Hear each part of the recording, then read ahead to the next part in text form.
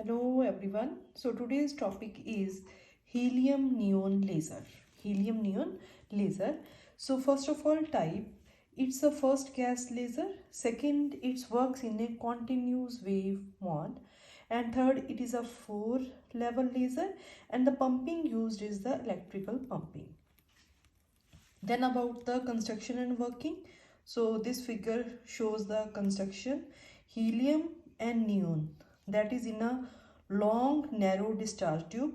There are two mirrors, M1 and M2, and this is a discharge electrode, and laser beam is obtained at mirror M2. Clear ji? So as the name implies, as from the name, helium neon. Clear? The laser medium is a mixture of helium and neon in the ratio 10:1. The 10:1 ratio is not a fixed ratio. It may be 15:1 or 20:1 or any or etc. Clear ji? So helium neon mixture, laser medium, and this mixture is encapsulated in a long narrow discharge tube. It is encapsulated in a long narrow discharge tube as shown in the figure. The pressure inside the this tube is about 1 mm of mercury, and the two mirrors are there. They may be plane or concave mirrors that are M1 and M2 that are placed on the sides of the tube and form a resonator system. One of the mirror is highly reflecting, and whereas M2, that is partially reflecting and partially transparent, and laser beam comes out through the mirror M2. Clear ji? So this is about the constructions. You can write down in your notebook from this. So these are the notes for this. This is a construction of helium neon laser. Clear ji? Then in the next we have the energy level diagram of this laser. This is the energy level diagram. See, this is the energy level diagram of helium neon laser. Clear? The first few energy levels of helium and neon are shown in this figure. The levels E2 and E3, the levels E2 and E3 of helium, they have the same energy. They have the same energy as the levels E4 dash and E6 dash of the neon. Clear ji? However, the levels E2 and E3, they are metastable. So when discharge is passed through the mixture of gas, as we have the helium and neon in a discharge tube, so discharge is passed through the mixture of gas, the electrons collide with the helium atoms and excite them to the metastable states E2 and E3. Okay? This may be termed as the pumping. Electrical pumping is used in this. Then the helium atoms continue in these states for a long time because these are the metastable states. Then these helium atoms collide with unexpected, you can say, neon atoms, raising them to levels E4 dash and E6. Clear?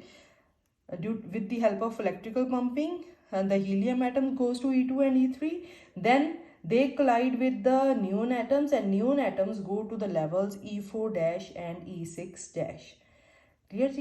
So this results in a large number of neon atoms in the energy states E4 dash and E6 dash, and this population inversion occurs with respect to the levels E3 dash and E5 dash.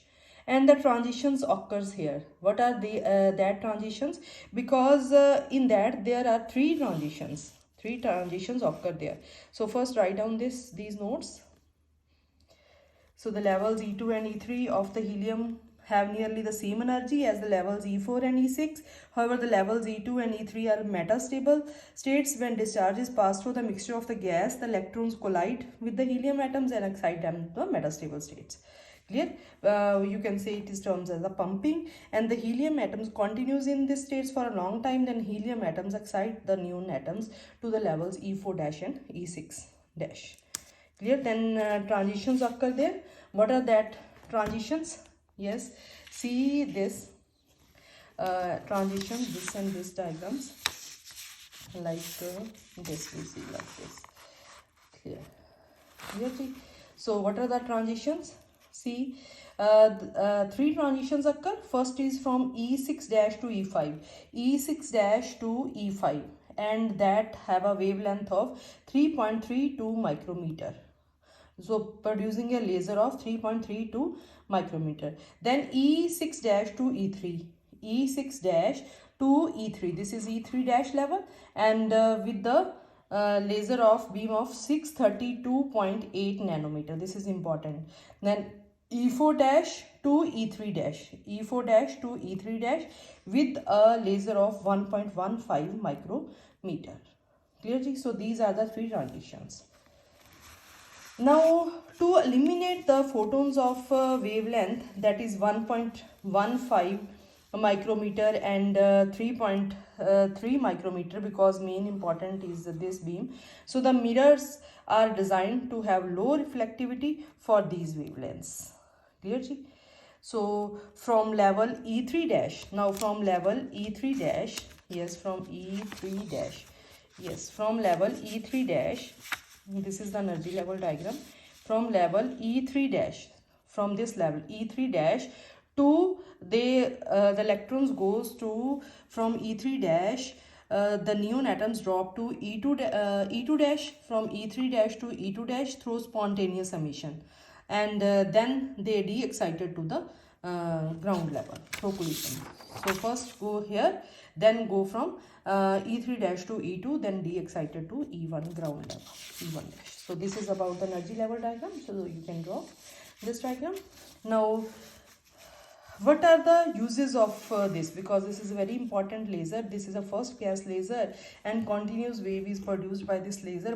And the laser beam obtained at the output, that is a very coherent beam, high coherence length and high monochromaticity. But the power output of this is very less. That is about maximum 100 milliwatt.